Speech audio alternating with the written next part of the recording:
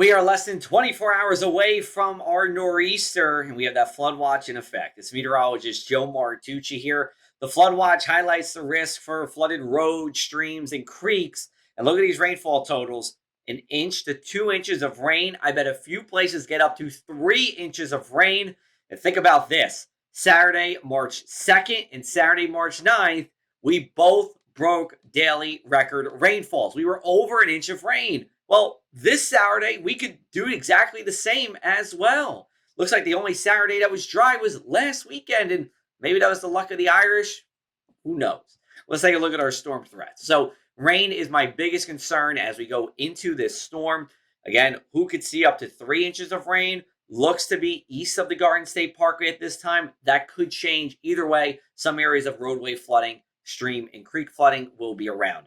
I do believe there will be isolated areas of wind damage, and then tidal flooding looks to start Sunday after the storm, and we'll talk to you about why in just a minute. Here's a look at our Futurecast, though. Rain starts midnight to 3 a.m. The steady rain begins after dawn, and then it's a steady rain from the morning. Not really a big deal if you're driving around or, going out somewhere. I think you're okay. Obviously, outdoor plans are going to get canceled, but it's sort of the afternoon where we see the heavy rain, the possibility of thunderstorms, and strong winds where traveling on the roads will be an issue. Now, this gets out of here between 5 to 7 p.m.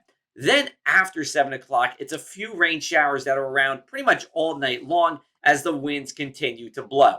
We do have a possibility of big rivers flooding. This is separate from the flood watch. This is the big rivers like the Mullica or the Morris River. We'll watch to see if they can go over their banks. I believe power outage risk is a moderate risk here, and that's because of the strong winds that we do see during the afternoon and early evening. And remember, there could be a few lightning strikes too, and those could cause power outages as well. Gas up your generators if you have them, and make sure to keep your devices charged just in case you do get into a power outage on Saturday afternoon. Here's a look at our tidal flooding forecast. I believe it's mostly going to be minor flood stage. Here's the thing. Forecast models are saying this doesn't start until Monday, but because we have these winds coming out of the north and because of the storm on Saturday, I do believe it starts Sunday with the morning high tide, at least in a few places here. But thankfully, it should be minor flood stage.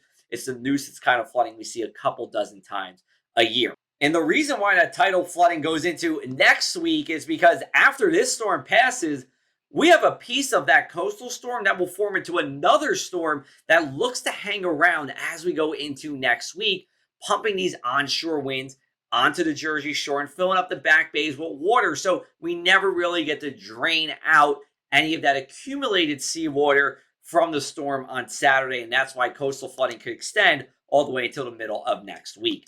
Here's a look at our inland 7-day forecast. Temperatures chilly on Friday. We're starting out in the 20s here in most spots. Then as we go into Saturday, 58 degrees. On the other side of that, those gusty winds on Sunday will be around. And then coastal flooding continues through early next week.